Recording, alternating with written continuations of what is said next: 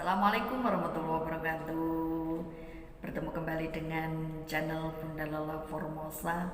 Semoga sahabatku, temanku, saudaraku semuanya diberikan kesehatan serta rezeki yang melimpah halal dan barokah. Seperti biasanya, Bunda ingin membagikan pengalaman-pengalaman di lingkup pekerjaan Bunda.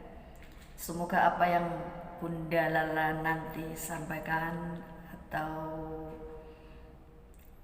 Bunda bagikan akan bermanfaat untuk adik-adikku, terutama adik-adikku yang ada keinginan untuk menjadi seorang pekerja migran Indonesia, karena Bunda Lala selalu membagikan pengalaman-pengalaman kerja Bunda Lala.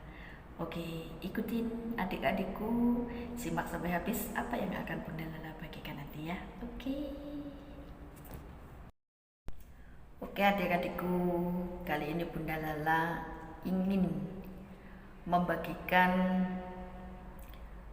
bagaimana mengenali kondisi pasien kita yang pasien itu tidak mengerti apa-apa. Jadi pasien yang sudah jumbo total dan otaknya sudah tidak merespon apa-apa. Jadi dia tidak mengerti apapun ya. Diajak bicara pun dia tidak mengerti. Nah, bagaimana mengenali pasien seperti ini?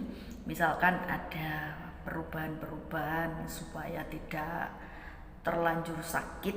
Jadi tanda-tanda sebelum ada perubahan tidak baik, kita sudah mengerti terlebih dahulu. Begitu. Nah, yuk kita ikutin, jangan ketinggalan apa yang Bunda bagikan. Makanya subscribe dan pencet loncengnya biar tidak ketinggalan apa yang Bunda bagikan ya.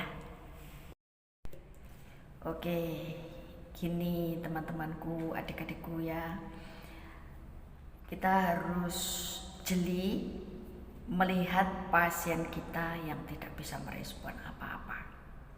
Bagaimana mengenali pasien kita jika kondisi pasien kita itu mengalami perubahan atau tanda-tanda tidak enak badan ya. Jadi pertama yang kita perlu perhatikan adalah raut wajahnya. Jadi warna wajah atau keceriaan atau kondisi kondisi imunnya itu berubah begitu. Kadang pasien itu ya kalau mau ada gejala-gejala nggak enak badan itu wajahnya tiba-tiba memerah, bisa matanya pun begitu akan memerah dan mengeluarkan kotoran-kotoran begitu. Terus apa langkah kita? Untuk langkah pertama yang dilakukan seorang penjaga atau perawat ya, itu adalah kita mengambil tindakan ringan dulu dengan mengukur suhu badan dan tensi darah. Jadi tensi darah di situ kan sudah komplit bersama detak jantung. Jadi apakah semua itu akan ada perubahan tidak seperti biasanya, atau darahnya lebih tinggi atau lebih rendah, atau suhu badannya lebih tinggi itu ya. Nah, kalau sudah begitu ada perubahan-perubahan seperti itu yang tidak normal seperti biasanya, kita sebagai perawat ya, penjaga, ini kita bukan suster ya, tapi kita hanya sebagai perawat. Nah, itu langkah pertama kita harus segera melapor, memberitahukan kepada suster kalau kita berada di rumah sakit. Tetapi kalau job kita itu di rumah, kita biasanya alat-alat itu komplit ya, seperti tensi darah dan segalanya, mesin-mesinnya itu biasanya juga komplit ya. Yaitu yang kita lakukan sama seperti itu. Terus nanti apa yang dilakukan kalau tindakan kita apa kalau menjaga pasien di rumah ya. Nah, kita segera memberitahukan kepada majikan kalau ada majikan. Jadi biasanya kadang-kadang itu kita menjaga pasien sendiri dengan pasien itu saja biasanya.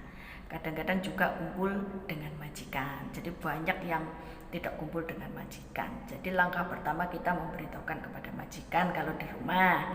Setelah itu bagaimana tindakan majikan, saran majikan ya kita tinggal nurut apa yang dikatakan oleh majikan itu. Begitu. Kalau di rumah sakit kan selalu ada suster, majikan jelas nggak pernah kumpul kita di rumah sakit. Bahkan kadang-kadang majikan itu datangnya cuma sebulan sekali. Kalau majikan saya itu ya sebulan sekali, satu minggu sekali, itu kadang-kadang yang sering itu 1 bulan sekali begitu. Begitulah guys. Jadi kita sebagai seorang penjaga lansia, penjaga orang sakit, atau pokoknya kita sebagai pekerja migran Indonesia, sebagian tugas-tugas kita, job-job kita adalah seperti itu. Jadi Bunda bisa membagikan apa yang Bunda ketahui begitu.